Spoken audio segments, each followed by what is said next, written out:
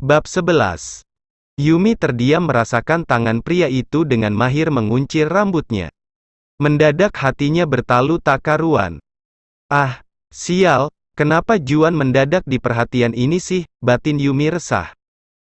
Begini lebih baik, gumam pria itu setelah selesai mengikat mahkota indahnya. Lalu kembali duduk di tempat semula sambil menghabiskan bakso sebelum berubah menjadi dingin. Ayumi pun hanya terdiam, mendadak ia canggung untuk mengatakan sesuatu terlebih kenapa pria itu terus menatapnya? Apa ada yang aneh dengan wajahku? Juan ngapain sih lihatin gue makan mulu? Batin Yumi salah tingkah. Hingga tak sengaja tersedak makanan yang tengah ia santap. Uhuks, uhuks. Perempuan itu terbatuk-batuk begitu saja. Hawa panas dan terasa sesak menyerbu dadanya. Lo nggak apa-apa, minum-minum, ucap Juan sigap membantu. Yumi menggeleng dengan terbatuk-batuk, mengabaikan Juan yang berniat membantu. Kuah bakso yang pedas makin membuat panas ulu hati. Perempuan itu sampai berdiri demi menetralisir keadaan. Lah keluar untuk menghirup udara sekitar untuk menenangkan. Yum, lo nggak apa-apa, ini minum dulu, ujar Juan perhatian. Yumi yang sudah mereda melirik saja tanpa minat mengambil minuman itu dari tangannya. Lah yang semula membungkuk meluruskan tubuhnya lalu berjalan menepi sembari menyambar botol air mineral di tangan Juan. Duduk menepi dengan tenang minum secara perlahan. Pria itu kembali mengikuti, menyodorkan sebuah tisu. Yumi masih terdiam, karena respon tubuhnya yang lama, Juan pun menjadi gemas. Pria itu mengambil tisu lalu terulur mengelap mulut Yumi yang sedikit basah. Perlakuannya sontak membuat perempuan itu terdiam dan terdeteksi baper. Pria itu diam-diam sungguh meresahkan. Maaf, ucap Juan begitu saja. Lirih, namun cukup jelas bertandang ke telinganya. Buat apa? Tanya Yumi bingung. Pria itu tiba-tiba meminta maaf tanpa aba-aba. Untuk semua hal yang pernah terjadi di antara kita. Lupakan, gue tidak ingin mengingatnya, sela Yumi cepat. Berdiri dari duduknya meninggalkan Juan begitu saja. Yum, gua tahu gua salah, terlepas itu terjadi tanpa gue sadari. Gue beneran gak ada niat buat lakuin itu ke Elo, ucap Juan yakin. Terserah lo mau percaya, atau tidak, mau maafin gue atau tidak, yang penting gue udah berusaha buat nebus kesalahan itu yang bahkan gue nggak ngerti awalnya kayak gimana. Lo mau minta maaf 1000 kali pun, tidak akan mengembalikan semuanya. Hidup gue serasa hancur saat terbangun dari sana. Perasaan takut, marah, berdosa bercampur jadi satu. Gue nggak ngerti kenapa lo lakuin ini ke gue, Yumi pecah juga akhirnya. Mengingat kejadian itu terus membuat hatinya sakit dan serasa hilang sudah kepercayaan diri. Gue akan bertanggung jawab kalau seandainya ada kehidupan baru di rahim lo, ucapnya yakin. Ayumi menatap tajam pria itu lalu meninggalkan Juan begitu saja yang masih menanti jawaban dari mulut perempuan itu. Juan terus mengekor perempuan itu yang berjalan ke pedagang bakso tadi. Mbak bayar yang tadi? Seru Yumi menghampiri penjaga kasir.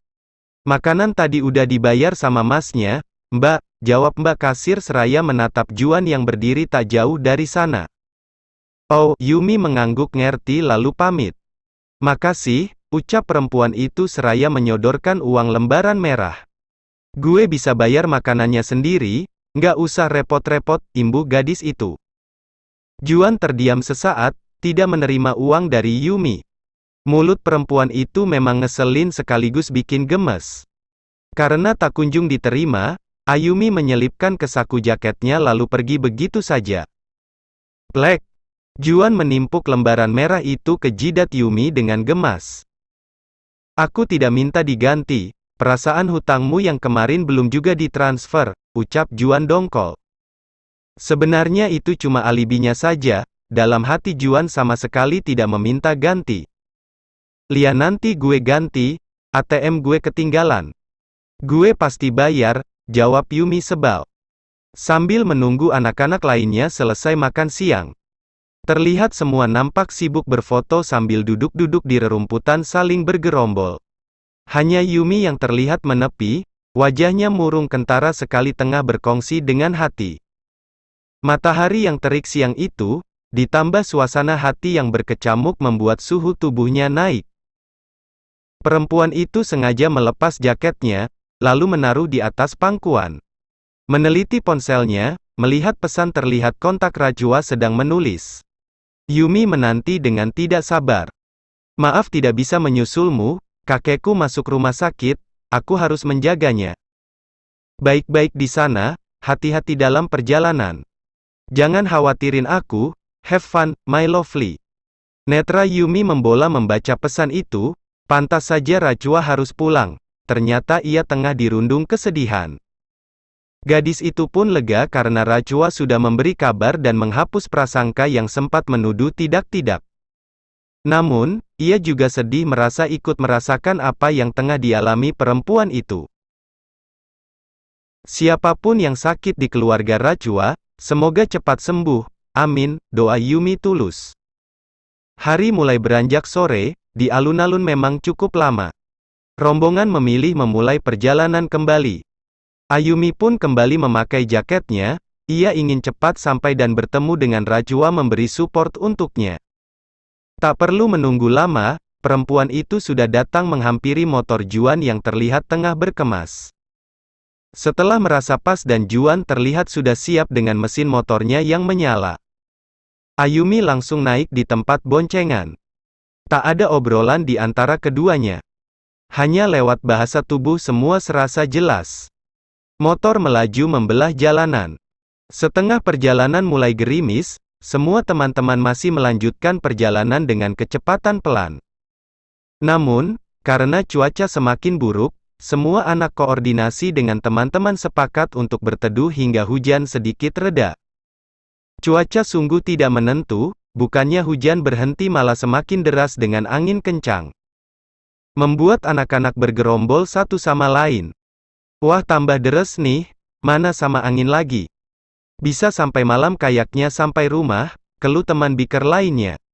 Anak jalanan gak takut pulang malam, lebih takut kalau ada setan cantik yang godain, sahut teman lainnya membuat banyolan.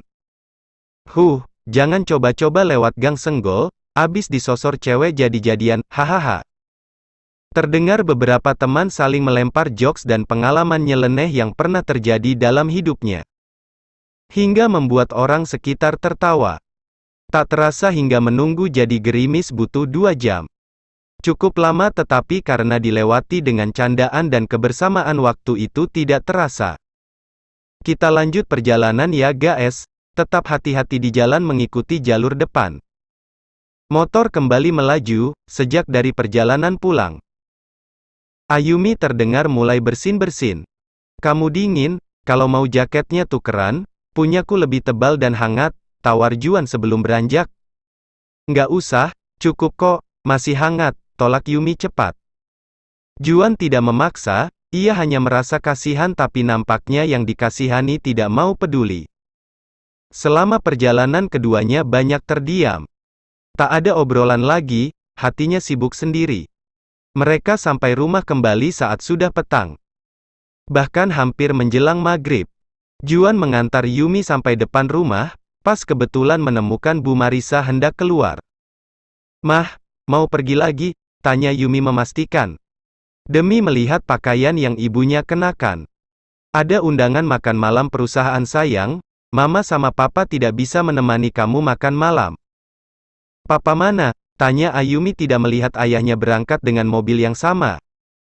Ayah masih di kantor, nanti Mama langsung ke sana, ini udah bawain ganti biar sekalian, ujar perempuan itu menunjuk barang bawaannya. Juan yang sebenarnya tidak ingin mampir pun terpaksa turun lantaran memergoki ibunya Ayumi. Sebagai sopan santun Juan menyapa penuh penghormatan. Sore tante, maaf baru antar Yumi sampai sore, ujarnya menyapa ramah. Sore, teman dekatnya Yumi ya, terima kasih sudah mengantar pulang tanpa kurang suatu apapun, balas Bu Marisa balas tersenyum. Dek. Mendadak Juan merasa tak nyaman, mengembalikan tanpa kurang suatu apapun. Apakah perempuan yang terlihat seumuran dengan mamanya itu masih akan selembut ini bila tahu kalau anaknya pernah tidur dengannya? Juan menjadi sangsi, pria itu pun harus menyiapkan hati kemungkinan terburuk bila terjadi. Kalau begitu saya pamit tante, ujar Juan merasa sudah tidak ada urusan. Nggak mampir dulu, Yum ini nggak diajak ke rumah. Juan pasti capek mah, dia pengen cepet-cepet pulang, kata Yumi menatap gelengan kecil pada Juan. Pria itu pun langsung mengerti, Yumi tidak memberikan akses izin untuknya. Tetapi memang benar, pulang perjalanan jauh yang cukup melelahkan tidak cocok untuk bertamu. Pulang dan ingin segera membersihkan diri. Terima kasih tante, kebetulan sudah harus pulang, udah mau maghrib juga. Saya pamit tante, sore assalamualaikum. Pamit pria itu mengangguk sopan lalu melajukan motornya. Sepeninggalan Juan, Ayumi langsung ke kamar. Tubuhnya terasa lelah dan penat.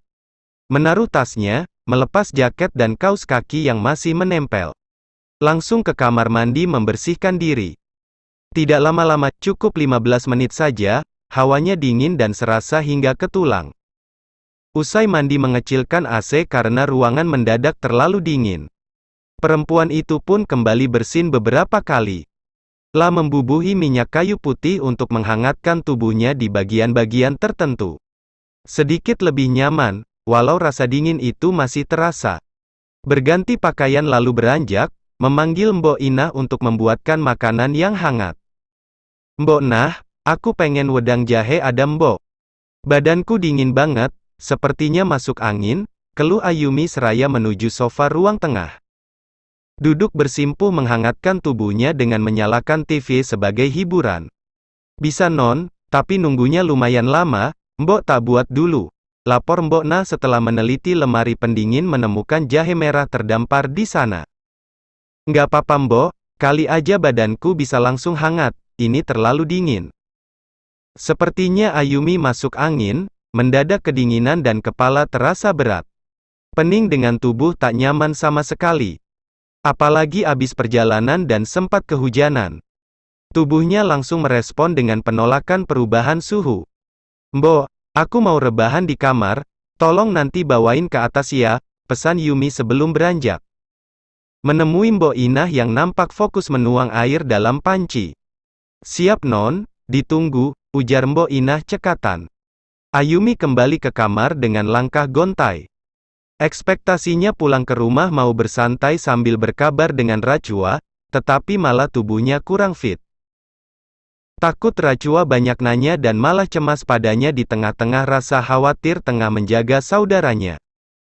Ayumi pun mengurungkan niatnya bermain ponsel, ia lebih tertarik memijit pelipisnya yang terasa berdenyut tak karuan. Mendadak pusing dan serasa ingin muntah. Ya ampun kok pusing banget sih, ini juga kenapa nggak nyaman gini sih, keluh Ayumi merasa enek. Suara ketukan pintu kamar menginterupsi gadis yang tengah sibuk di kamar mandi.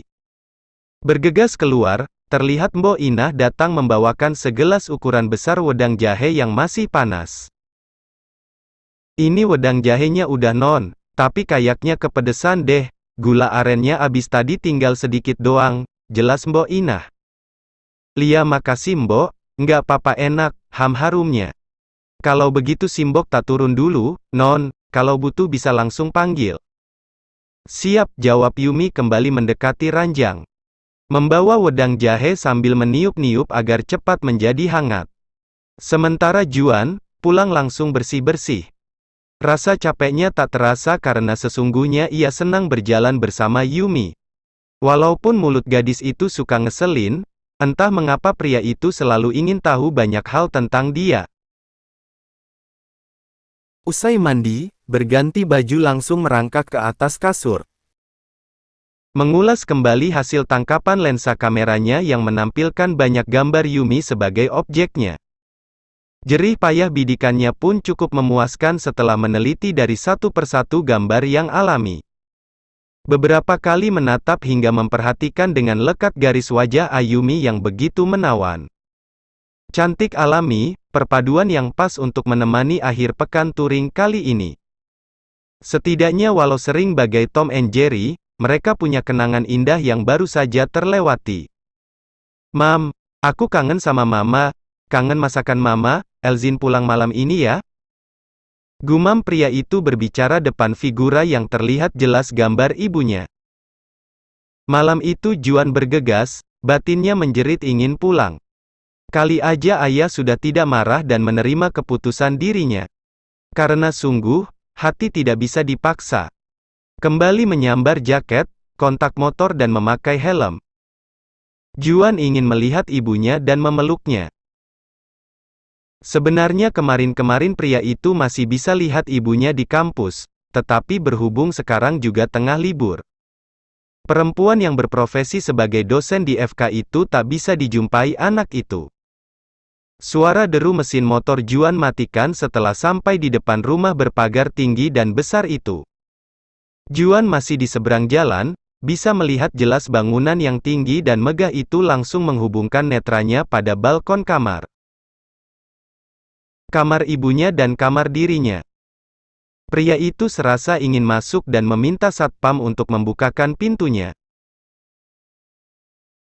Namun, niatnya urung demi melihat kemunculan perempuan yang begitu ia rindukan tengah bertelepon ria menampakkan raganya di balkon kamar. Juan tersenyum melihat Mama Rania yang terlihat baik-baik saja. Merasa sudah lega telah mendapati wajahnya, pria itu pun kembali melajukan motornya. Pelan, dalam perjalanan berpikir ingin belok ke suatu tempat. Sempat membeli sesuatu terlebih dahulu sebelum beranjak. Memutuskan membelokkan ke rumah gadis itu. Waktu pulang terlihat lelah dan tidak baik-baik saja, Juan menjadi kepikiran. Apakah Yumi sakit? Pak, bisa minta tolong antarkan makanan ini ke rumahnya Ayumi? Pinta Juan pada satpam yang menjaga di pos kompleks. Juan menyerahkan bungkusan plastik itu beserta uang jalannya. Pria itu merasa khawatir saja dan tak tenang. Menunggu beberapa saat sebelum akhirnya pulang. Ayumi sendiri masih di kamarnya dengan santai. Merasakan tubuh yang ngeregesi dan pening kepala. Suara ketukan pintu Mbok Inah langsung menyapa dengan sahutan Ayumi dari dalam. Masuk Mbok, ada apa? Non ini burjonya, cepetan dimakan selagi hangat. Makasih Mbok, tahu aja apa yang lagi aku pengen. Yumi menerima dengan senang hati, rasa lapar membuatnya langsung menyendok makanan yang mantap dimakan selagi hangat itu. Itu tadi titipan Non, dari Den Ganteng, ucap Mbok Inah yakin.